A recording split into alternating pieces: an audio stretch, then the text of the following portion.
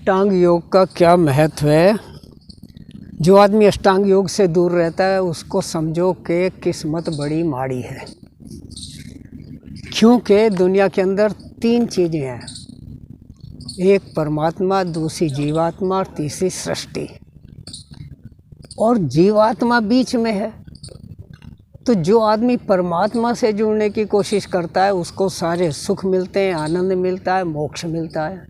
जो आदमी सृष्टि में ज़्यादा खोने की कोशिश करता है उसको बीमारी मिलती है, क्लेश मिलता है, बार बार जन्म मिलता है, परेशान रहता है। परमात्मा चेतन है, सृष्टि जड़ है, और जीवात्मा अर्ध चेतन है, अर्थात वैसे तो जड़ है जीवात्मा, लेकिन जब पंच महाभूत से बनी इस देह के साथ संयुक्त होती है तो चेतन हो जाती है। तो अष्टांग योग का क्या फ़ायदा और कैसे फ़ायदा उठाएं।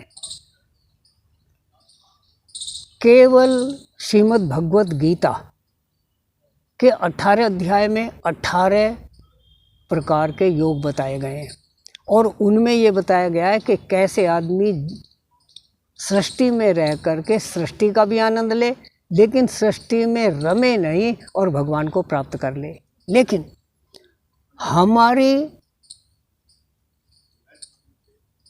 एजुकेशन, हमारा व्यवहार इस स्तर का नहीं है कि हम उसके रहस्य को समझ करके पूरा फ़ायदा उठाएं।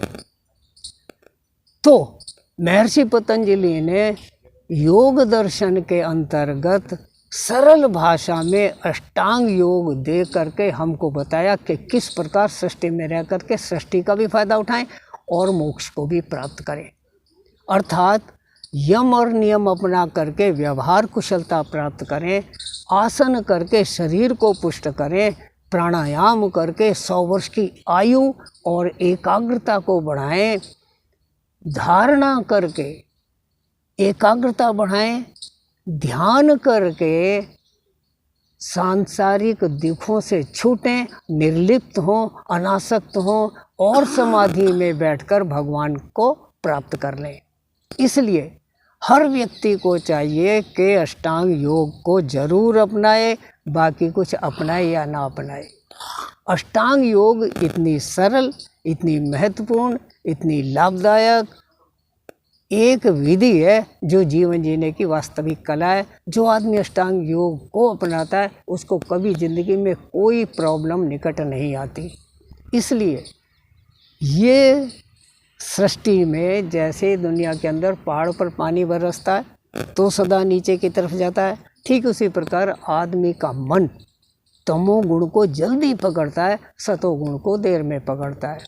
लेकिन जैसे खूब गर्मी पड़ती है तो समुद्र का पानी वाष्पीकरण होकर के फिर भाप बन के बादल के रूप में पहाड़ों के ऊपर जा कर के टकराता है और बरसता है, ठीक उसी प्रकार जो आदमी अष्टांग योग में तपता है, गर्म होता है, तो उसके भी सारे तमोगुण वाष्प बन करके ऊपर उड़ जाते हैं और भगवान का साक्षात करने में सफल हो जाता है।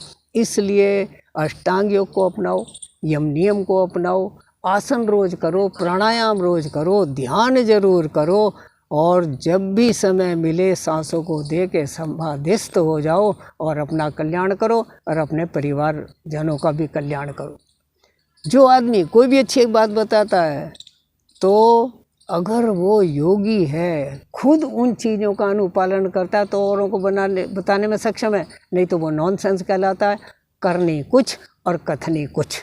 इसलिए आदमी को उसी बात को बताने का, कहने का, व्यक्त करने का अधिकार है जिसको वो खुद अपने आचरण में लाए।